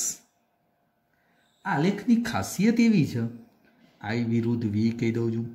જો હું I ની એક જ વેલ્યુ લઉં, માની લો I1, તો એ I1 ની એક જ વેલ્યુ માટે મને વોલ્ટેજ બે મળ્યા, V1 V2. એવા કયા પદાર્થમાં એક જ પ્રવાહ માટે મને બે વોલ્ટેજ મળે? તો ગેલિયમ આર્સેનાઇડ. બોલ મિત્ર, આ બધા આલેખો ધ્યાનથી જો તો સુરેખ બને છે? ના. નમસ્કાર વિદ્યાર્થી મિત્રો. ચલો ભાઈ, ગઈકાલે આપણે જે ટોપિક ભણાવ્યો હતો એનાથી આગળ આજે શરૂ કરીએ. બકા ખબર હોય તો મેં ગઈકાલે છેલ્લો ટોપિક કયો ભણાવ્યો હતો? તો ઓહમના નિયમની મર્યાદા. કહેવાનો મતલબ મિત્ર, ઓહમનો નિયમ ક્યારે પાલન થાય અને ઓહમનો નિયમ ક્યારે પાલન ન થાય. તો ચલો મિત્ર, મેં અહીંયા એક વાક્ય લખેલું છે, ધ્યાનથી જુઓ. બકા ધ્યાનથી ધીમે ધીમે સમજવાનું છે. કોઈ આપણે ઉતાવળ કરવાની નથી, કોઈ જ ઉતાવળ નહીં બકા, એકદમ ધીમે ધીમે સમજો. ઓહમના નિયમનું પાલન કરતી જે પણ રચનાઓ હોય એ રચનાઓના આપણે કહેવાની છે ઓહમિક રચના કહેવાય. અને એ ઓહમિક રચનામાં V વિરુદ્ધ I નો આલેખ સુરેખ બને. બોર્ડ ઉપર બે આલેખ મિત્ર મેં દર્શાવેલા જ છે. જો ભાઈ, એક પહેલો આલેખ, એક બીજો આલેખ. અને મેં એવું પણ કીધું હતું, V વિરુદ્ધ I ના આલેખનો ઢાળ મિત્ર મન અવરોધ આપ. બકા ખબર પડે છે? કોઈ જ ઉતાવળ નહીં, ધીમે ધીમે સમજો. અલગ નોટમાં આ બાબતો લખતા રહો, વધારે આઈડિયા આવશે. તો પહેલા આલેખનો ઢાળ મને R1 મળતો હતો અને પહેલા આલેખ માટે તાપમાન T1 હતું. બીજા આલેખ માટે તાપમાન બદલ્યું તો બીજા આલેખનો ઢાળ મને કંઈક R2 મળ્યો. જો બરોબર ધ્યાનથી જોજો બગા, આ જે ઢાળ છે ને એ વધારે છે. આ ઢાળ આના કરતા ઓછો છે, ઓછો છે. ઢાળ ઓછો તો અવરોધ પણ મિત્ર ઓછો. એટલે કે R1 કેવા થયા? મોટા થયા, R2 નાના થયા. જો અહીંયા મેં લખેલું છે. અને મિત્ર R1 મોટા હોય ને તો એ વખતે તાપમાન પણ વધારે બને. આવું હું તને આગળ ભણાવીશ, ચિંતા ના કરતો બકા, આગળ ભણવાના આવશે. ઓકે. બીજી પણ મિત્ર થોડી એક બાબત મેં ભણાવી દીધી હતી, નોન ઓહમિક રચના. કોઈ કહેશે સાહેબ નોન ઓહમિક રચના એટલે શું? V વિરુદ્ધ I નો આલેખ સુરેખ ન બને. સુરેખ નથી બનતો બકા. એક્ઝામ્પલ 4 મેં અહીંયા દર્શાવેલા છે. જો V વિરુદ્ધ I તો આલેખ વક્ર છે. આ ડાયોડ, આ ટ્રાન્ઝિસ્ટર, આ બધું મિત્ર 14મું ચેપ્ટર સેમી કંડક્ટર એટલે કે અર્ધવાહકમાં હું ભણાવવાનો છું. ચિંતા ના કરતા બકા, આ વસ્તુ અર્ધવાહકમાં ભણવામાં આવશે. બીજો પણ આલેખ જો મિત્ર, એ આલેખ પણ વક્ર છે, સુરેખ નથી. તો આ પણ શું કહેવામાં આવે? નોન ઓહમિક રચના કહેવાય. એવી જ એક રચના અહીંયા જુઓ. જો મિત્ર, આલેખ વક્ર જ આ પણ કયો કહેવાય? નોન ઓહમિક રચના. આની અંદર એક ખાસિયત મેં ભણાવી હતી. પ્રવાહનું મૂલ્ય એક જ મન દેખાય છે, પણ વોલ્ટેજના મિત્ર મને બે મૂલ્યો મળ્યા, V1 V2. કઈ રચનામાં આવી બાબત જોવા મળી? આ ગેલિયમ અને આર્સેનાઇડ કહેવાય. કઈ રચનામાં? ગેલિયમ આર્સેનાઇડ રચનામાં આવું જોવા મળે છે. ચલો મિત્ર, હવે આગળ એક ટોપિક આજે હું થોડો સમજાવું છું. અવરોધકતા. ઓકે સાહેબ, ભણી ગયા? હા, ખાસ નથી એટલું બધું અગત્યનું, થોડું થોડું સમજવાનું છે. મિત્ર, માની લો આ એક વાહક દર્શાવ્યો. વાહક. તો મિત્ર, ધારો કે આપણો વાહક છે ને સંપૂર્ણ વાહક છે. હવે સંપૂર્ણ વાહક એટલે એ આદર્શ વાહક કહેવાય. આદર્શ. વ્યવહારમાં કદી આવું શક્ય બને નહીં. આદર્શ શક્ય નથી. હા, જો આદર્શ વાહક હોય તો એની અવરોધકતા મિત્ર કેવી બને? ધ્યાનથી જોજે. આદર્શ વાહક, હવે વાહક હોય આદર્શ, તો એની અંદર અવરોધકતા 0 કહેવાય. અવરોધકતા 0 હોય તો જે આદર્શ વાહક કહેવાય. અવરોધકતા 0 અને વાહકતા કેવી બને? કહું બકા, અનંત. કારણ કે આ તો બે વ્યસ્ત પ્રમાણ છે. યાદ કર, વાહકતા એટલે 1/ρ બોલતા હતા. સિગ્મા ઇઝ ઇક્વલ ટુ 1/ρ બોલતા હતા. ρ 0 મેલ 1/0 એટલે સિગ્મા કેવો બની જાય? અનંત. પણ વ્યવહારમાં આ વસ્તુ શક્ય નથી. તો કોઈ કહેશે વ્યવહારમાં વાહક પદાર્થ. વ્યવહારમાં મિત્ર મેં એક વાહક પદાર્થ ધ્યાનમાં લીધો. તો મિત્ર 0 તો ના જ હોય. 0 ના હોય, પણ 0 ની નજીક, એટલે કે 10⁻8 ઓહ્મ ઇન્ટુ મીટર થી 10⁻6 ઓહ્મ ઇન્ટુ મીટર સુધીની. આની અંદર મિત્ર અવરોધકતા ખૂબ નાની હોય. જો બગા 10⁻8 છે, બહુ નાનું પદ કહેવાય. પણ વ્યવહારમાં આદર્શ હોય ને, આદર્શ, તો અવરોધકતા 0 બની જાય. ચલો મિત્રો, કોઈ વિદ્યાર્થી કહેશે સાહેબ અવાહક પદાર્થ, સંપૂર્ણ અવાહક પદાર્થ. સંપૂર્ણ અવાહક પદાર્થ. ભાઈ આનું ઊંધું થાય. અવાહક છે. અવાહક હોય તો આ પદનું ઊંધું. આ વાહક હતો, આ અવાહક. તો અવરોધકતા અનંત બને અને વાહકતા કેવી બની જાય? 0. બકા, વાહકતા 0 એટલે જ એને શું કહેવાય? અવાહક કહેવાય. હા, હું એવું કહી શકું આના જેવું. વ્યવહારમાં મિત્ર મને જે અવાહક પદાર્થ મળે છે ને, અવાહક પદાર્થની અવરોધકતા, યાદ રાખજો, અવાહકની અવરોધકતા વાહક કરતા 10⁻18 ગણી વધારે હોય. આ શબ્દ થોડો યાદ રાખજો, કે MCQમાં મિત્ર પૂછાઈ શકે. ગુજકેટ જેવી એક્ઝામોમાં મિત્ર આવું પૂછાતું હોય છે કે વ્યવહારની અંદર અવાહકની અવરોધકતા વાહક કરતા કેટલી વધારે? તો 10⁻18 ગણી મિત્ર વધારે હોય છે. હવે જુઓ બકા, ઓ મિત્ર જુઓ, ઓ મિત્ર જુઓ, આ વાહક, આ અવાહક, તો આની વચ્ચે શું આવે? અર્ધવાહક કહેવાય.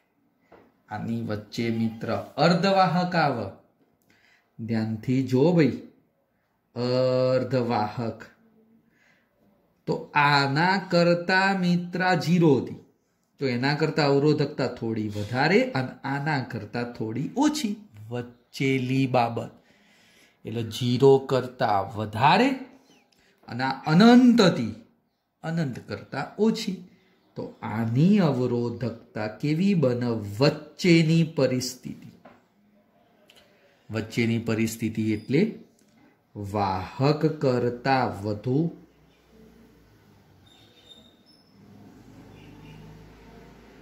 અને આ અવરોધકતા જે છે ને એના કરતા ઓછી. વાહક કરતા વધુ અને અર્ધવાહક કરતા ઓછી. અવરોધકતા વાહક કરતા વધુ અને અર્ધવાહક કરતા મિત્ર કેવી બને? આમાં અનંત હતી, તો અનંતથી થોડી ઓછી, અને 0 હતી એના કરતા થોડી વધારે. શબ્દો થોડા યાદ રાખવાના છે. ખાસ એટલું મિત્ર અગત્યનું નથી. આ તમને ખાસ કહી દઉં છો બધા. હા, સાહેબે કીધું ખાસ, એટલું અગત્યનું નથી. ચલો મિત્ર, મારે એક આગળ ટોપિક સમજાવવો છે. અવરોધકતા અને અવરોધ એ બંને તાપમાન પર કેવી રીતે આધારિત છે, મારે એક વસ્તુ સમજાવી છે. હવે આના ઉપરથી જે દાખલાઓ પૂછાતા હોય છે એ બહુ જ અગત્યના. મિત્ર, હવે જો હું એક સૂત્ર મેળવું છું અને સૂત્ર ઉપરથી દાખલાઓ મિત્ર બહુ જ અગત્યના બને છે, બહુ જ અગત્યના. તમને ખબર છે અવરોધકતા અને બીજો શબ્દ અવરોધ. મિત્ર ભાઈ સમજાય છે? ખ્યાલ આવે છે? જો ના ખબર પડે તો મારો કોન્ટેક્ટ કરીને માહિતી મેળવી લેવાની. પણ હું આશા રાખું છું આપણે એકદમ ધીમે ધીમે સમજાવીએ છીએ અને તમને ખબર પડે છે. ઓકે, ચલો. અવરોધકતા. બકા, અવરોધકતા કોના પર આધાર રાખે?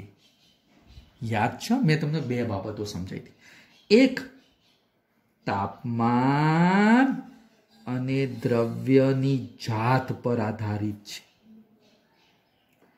એ જ રીતે અવરોધ એ તાપમાન, દ્રવ્યની જાત અને યાદ કર પરિમાણ. યાદ છે, પરિમાણ ઉપર આધારિત હતી. અવરોધની વાત છો ભાઈ. અવરોધકતા પરિમાણ પર આધારિત ના હોય. આમે સૌથી અગત્યનું વાક્ય તને પહેલા સમજાવી દીધેલું છે. હા, તો ચલો ભાઈ, હવે મારે તમને આગળની ઘટના સમજાવી છે કે મિત્ર, આ બંને વસ્તુઓ જે ખરી ને, અવરોધ અને અવરોધકતા, બંને તાપમાન ઉપર આધાર રાખે છે. બંને. ચલો, પહેલી ઘટના સમજાવી દઉં, અવરોધની વાત. પહેલી ઘટના મિત્ર હું સમજાવી દઉં, અવરોધ. અવરોધકતા સમજાવશો તો પણ ચાલશે. કોઈ કે સાહેબ અવરોધકતા સમજાવો, તો ધ્યાનથી જોજો ભાઈ. અવરોધકતા સમજાવો. મિત્ર, જ્યારે પદાર્થના તાપમાનમાં તમે ફેરફાર કરો ને, તો એની અવરોધકતામાં પણ ફેરફાર થાય છે. ફરીથી બોલું છું, તાપમાનમાં ફેરફાર કરો તો અવરોધકતામાં પણ ફેરફાર થાય. જો તાપમાન અવરોધકતા ઉપર આધારિત છે. હવે ધ્યાનથી સમજજો. ચોપડીમાં સૂત્ર સાબિત નથી કર્યું, પણ ઝડપથી હું એ સાબિત કરું છું. ચલો ધ્યાનથી જોજો. માની લો અવરોધકતાનો ફેરફાર, અવરોધકતાનો ફેરફાર, તફાવત ડેલ્ટા રોજ. તો આ ડેલ્ટા રો જે મિત્ર ખરું ને, એ 2 બાબતો ઉપર આધાર રાખે. એક,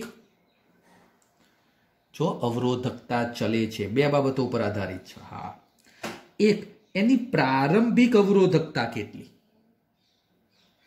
અને ડેલ્ટા રો તાપમાનમાં કેટલો ફેરફાર કર્યો. જો તાપમાનનો તફાવત વધારે તો અવરોધકતાનો ફેરફાર પણ વધારે. આ બે બાબતો ઉપર મિત્ર આધારિત છે. ફરીથી બોલું છું, અવરોધકતામાં થતો ફેરફાર એની મૂળ અવરોધકતા કેટલી હતી અને તાપમાનનો ફેરફાર કેટલો થયો, એ બે બાબતો ઉપર આધારિત છે. ચલો આ બંને બાબતો ભેગી કરું છું ભાઈ. આ બાદ ધ્યાન આપી દેજો. બંને બાબતો હું ભેગી કરીને દર્શાવું છું. અહીંયા ધ્યાન લીધો. ડેલ્ટા રો ચલે છે રો જીરો અને ડેલ્ટા ટી. રો જીરો શું છે બધું હું તને પછી સમજાવું. એની પ્રારંભિક અવરોધકતા છે. પ્રારંભમાં એની અવરોધકતા કેટલી હતી એ દર્શાવે. ઓકે, ચલો મિત્ર, ચલે છે કાઢી દઉં. ચલે છે કાઢી દઉં. ઇઝ ઇક્વલ અને અહીંયા મારે એક અચળાંક મૂકવાનો આલ્ફા. ભાઈ હો, આલ્ફા અચળાંક છે. આલ્ફા મિત્ર અચળાંક છે. ચલો ભાઈ, રો જીરો અને ડેલ્ટા ટી. હજી થોડું ધ્યાન આપી દેજો. ચોપડીમાં આ વસ્તુ આપેલી નથી, હું સાબિત કરું છું. ચલો, ડેલ્ટા રો એટલે rho minus rho zero, alpha ચળ, રો જીરો અને આ બાજુ લખી દઉં ટી માઇનસ ટી જીરો, તાપમાનનો ફેરફાર. ચલો, રો જીરો આ બાજુ લખાવો, આ માઇનસનું આ બાજુ આવશે એટલે પ્લસ થઈ જશે.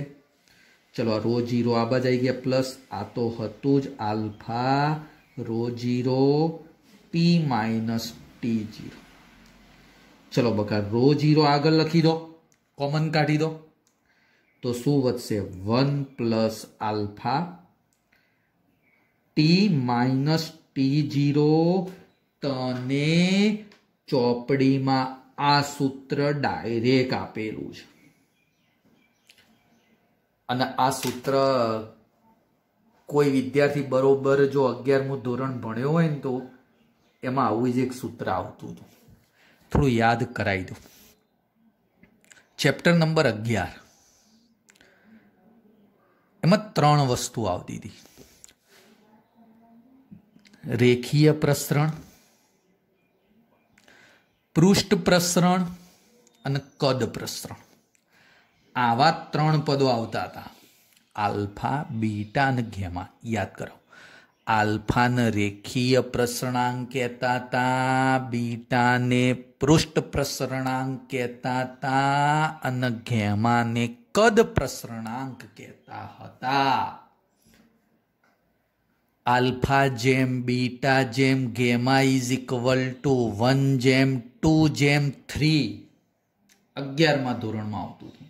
એના લગતું જ આ એક બાબત છે. ઓકે, હવે આમાં પદો સમજી લો ભાઈ.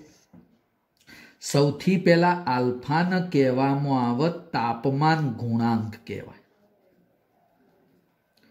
આલ્ફાનો એકમ કયો બનશે? કોઈ કહેશે બગા? જો આલ્ફા જ અહીંયા જો ભાઈ, આ બાજુ પેલો છેલ્લો બેઠેલો જો. ઓ ભાઈ તને કહું, જો ના આ બાજુ તાણ આલ્ફાને કરતા બનાવ તો આ રો અને આ રો જતો ના રે ભાઈ. અને ડેલ્ટા ટી કયો આવે? આ બાજુ નીચે આવે એટલે કંઈક સમથિંગ આવું ના કહેવાય. Row zero is equal two 1/Δt. સમજ? આલ્ફા રો તો ઉડાડી દીધું અને 1/T એટલે કેલ્વિન ઇનવર્સ આનો એકમ થાય. કેલ્વિન ઇનવર્સ અથવા અંશ સેલ્સિયસ ઇનવર્સ એકમ બને. ઓકે, હવે હું બોલું એ હોબળ મિત્ર. આમાં ધ્યાનથી જોજો ભાઈ. જો ભાઈ, હું આ બ્લુ પેનથી દોરું. હા, આ એક પદ છે ને આવું જીરો વાળું એક આ પદ છે. તો T0 ને કહેવામાં આવે સંદર્ભ તાપમાન. આપણે દાખલા ગણીશું એટલે થોડો વધારે અંદાજ આવશે. સંદર્ભ તાપમાન. તો રો જીરો એટલે સંદર્ભ તાપમાન વખતે અવરોધકતા, સંદર્ભ તાપમાન વખતની અવરોધકતા. જ્યારે સંદર્ભ તાપમાન હોય ને એ વખતે એની અવરોધકતા કેટલી હતી. ચલો હવે ધ્યાન આપો. આ ટી તો આ રો એટલે પ્રારંભિક થયું. બકા આવ્યું પ્રારંભિક થયું. ચલો ટી એટલે આપેલ તાપમાન, તો રો એટલે આપેલ તાપમાનની અવરોધકતા. આપેલ તાપમાન વખતે અવરોધકતા કેટલી જોજો. માની લે સંદર્ભ તાપમાન 0 અંશ, તો 0 અંશે અવરોધકતા એટલે રો 0. અને મને એમ કીધું કે 25 અંશ સેલ્સિયસે અવરોધકતા કેટલી, તો 25 એ આપેલ તાપમાન થયું. 25 બકા શું થયું? આપેલ તાપમાન. તો એ આપેલ તાપમાને અવરોધકતા કેટલી નક્કી કરી શકાય. સૂત્ર બહુ જ ઉપયોગી છે ભાઈ. દરેક વિદ્યાર્થી આ સૂત્ર મગજમાં ઉતારી દે. દરેક વિદ્યાર્થી બોલ મિત્ર દિલમાં મૂકી દીધું. કોઈને આલવાનું નહીં. આ સૂત્ર કોઈને આલવાનું નહીં. તું તારા દિલમાં રાખ. ઓકે. હા હો, કોઈને આલતો ના. પછી આ તો લોભ અને લાલચ જાગ તો આપીએ દોય. હો, એવું નહીં રાખવાનું આપણે. ચલો હવે મિત્ર આને છે ને આ રો હતો બરોબર સાહેબ, આ બાજુ રો 0 હતું બરોબર સાહેબ, 1 plus alpha T minus T 0 હતું. મિત્ર મેં લંબાઈ વડે ગુણ્યા તો આ બાજુએ લંબાઈ વડે ગુણ્યા, એ વડે ભાગ્યા તો આ બાજુએ એ વડે ભાગી દીધા. હે સાહેબ આ પદને શું કહેવાશે? આર. આર બરાબર રો એલ પોને. તો આ પદ શું કહેવાશે? R0 કહેવાય. એટલે જો આ સૂત્ર શું બન્યું? R બરાબર R0 1 plus alpha T minus T0. બેઠું ઉપરના જેવું જ સૂત્ર. ભાઈ ઉપરના જેવું જ સૂત્ર.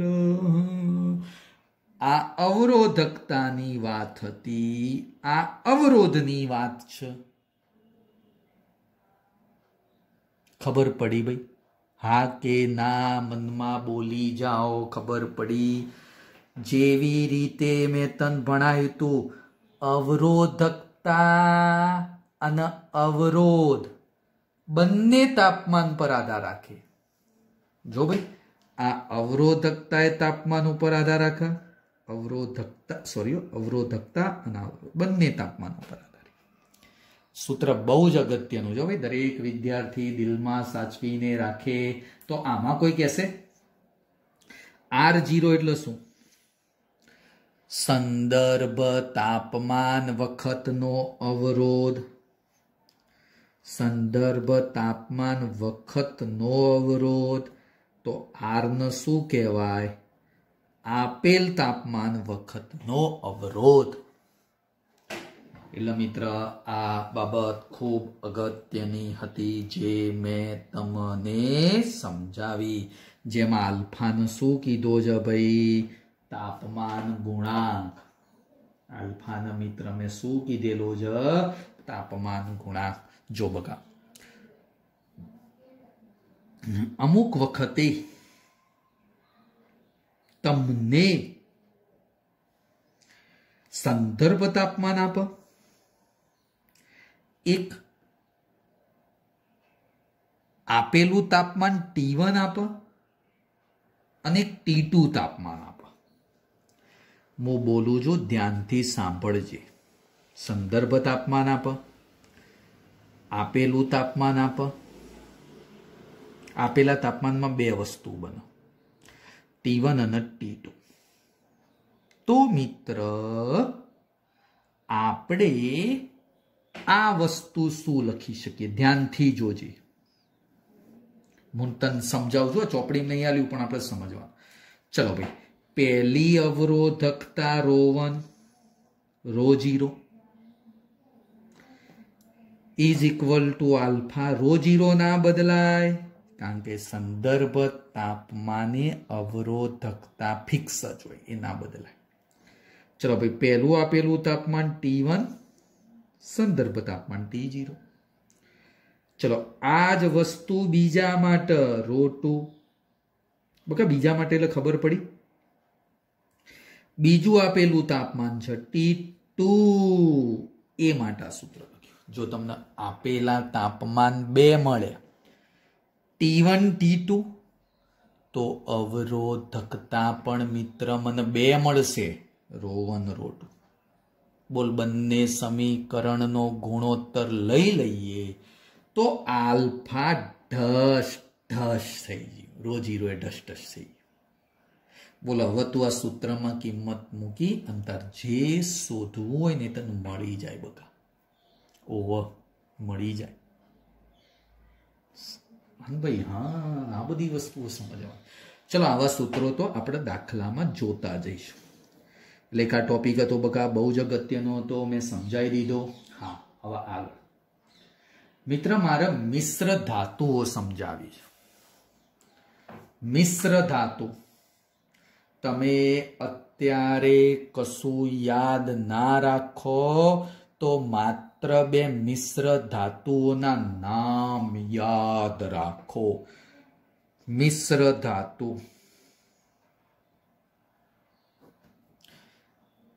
મિશ્ર ધાતુમાં એક મિશ્ર ધાતુ નાઇક્રોમ છે અને બીજી એક મિશ્ર ધાતુ મેંગેનીન છે। યાદ રાખજો, પરીક્ષામાં પૂછાતું હોય છે। નાઇક્રોમ કઈ ધાતુઓની મિશ્ર ધાતુ છે? તો નાઇક્રોમ એ નિકલ પ્લસ ક્રોમિયમ અને પ્લસ આયન। આયન એટલે લોખંડ। Nickel, chromium, iron. નિક્રોઆ, નિક્રોઆ, આ નિક્રો તો એ ચાલે, જે તારે બોલવું હોય, પણ નિકલ, ક્રોમિયમ, આયન। અને મેંગેનીન એ કઈ ધાતુઓની મિશ્ર ધાતુ કહેવાય છે? તો મેંગેનીઝ પ્લસ કોપર એટલે તાંબુ પ્લસ નિકલ, આ 3 ધાતુઓ ભેગી કરો તો મેંગેનીન બને। અને પેલી ઉપરની 3 ધાતુઓ ભેગી કરો તો એ બની જાય નાઇક્રોમ બને। એટલે આ મિશ્ર ધાતુઓ છે। હવે આગળનો એક ટોપિક, પણ એ આપણે મિત્ર આવતીકાલે સમજાઈશું। એ પહેલા મન કે બકા, આજની જે વસ્તુઓ ભણાઈ ખબર પડી? 2 સૂત્રો બહુ જ અગત્યના બોર્ડ ઉપર દેખાય છે મિત્ર, બોર્ડ ઉપર દેખાય છે સૂત્રો બહુ જ અગત્યના છે। હા, જો અહીંયા એક એ વસ્તુ ભણાઈ અને એક જો મિત્ર, હા એક બાબત મિત્ર મેં કઈ ભણાઈ? વ્યવહારની અવરોધકતાની થોડી ચર્ચા કરી। ઓકે, તો આજે આટલો સુધી રાખું છું। કોઈ વિદ્યાર્થીને કઈ હજી પ્રોબ્લેમ હોય તો કોન્ટેક્ટ કરી અને મને પૂછી શકે છે। આ જે પણ બાબતો મિત્ર હું ચલાવું છું એ અલગ નોટમાં તમારે ઉતારવાની છે। હો ભાઈ, ઓ ભાઈ, ઉતારશો ને? હલ્યા ઉતારે? હા, તો મિત્ર ઉતારજો, જેથી તમને વાંચવામાં થોડી સરળતા રહે। આજે આટલા સુધી, આવતીકાલે નવો ટોપિક લઈ હાજર થઈશું। Okay, good bye.